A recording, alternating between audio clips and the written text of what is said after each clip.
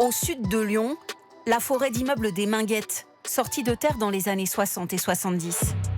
L'image emblématique d'un quartier pauvre, régulièrement soumis aux violences urbaines. Une image en train de changer. Dans quelques mois, la tour 71 sera détruite.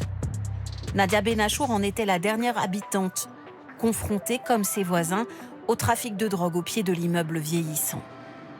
C'était un peu compliqué. Les ascenseurs étaient tout le temps en panne. C'était très dur à vivre ici. On nous a mis le feu plusieurs fois dans cette tour. Il y avait très peu de sécurité.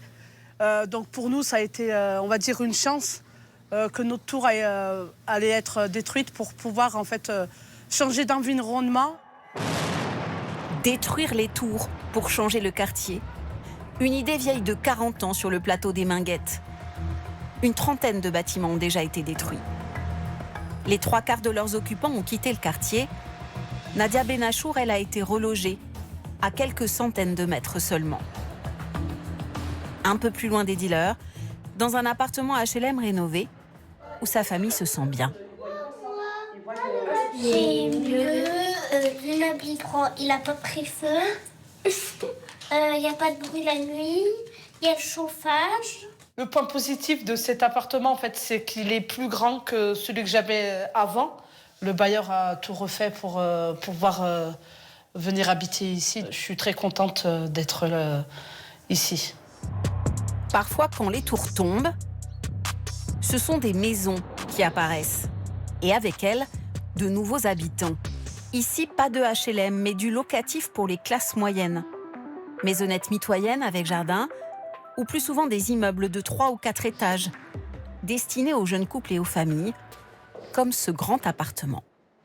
Bienvenue dans ce beau T4 en duplex, luminosité magnifique avec ce double vitrage. On est sur un T4 de 90 mètres carrés et le loyer mensuel va être de 1 100 € hors charge. De belles prestations au prix du marché. Ces constructions sont financées par les entreprises qui cotisent au 1% patronal. Les candidats locataires se bousculent pour y habiter. Maintenant, c'est très bien desservi.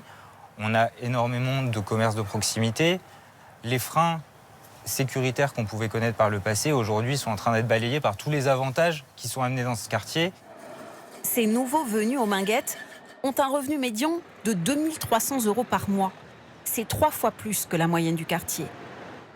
Aucun regret pour cette mère de famille installée ici depuis 7 ans.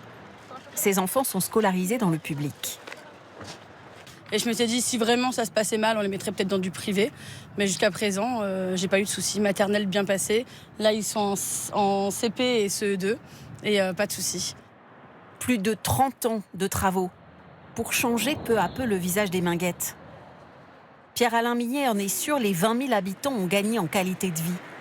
Mais l'élu communiste, qui vit ici, sait que la rénovation urbaine ne peut pas tout.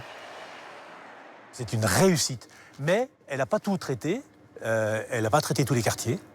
Et puis surtout, elle ne résout pas les problèmes de fond, qui est le problème social. C'est le problème de l'emploi, du chômage, de la précarité, des bas revenus. Et ça, ce n'est pas la rénovation urbaine qui peut le résoudre.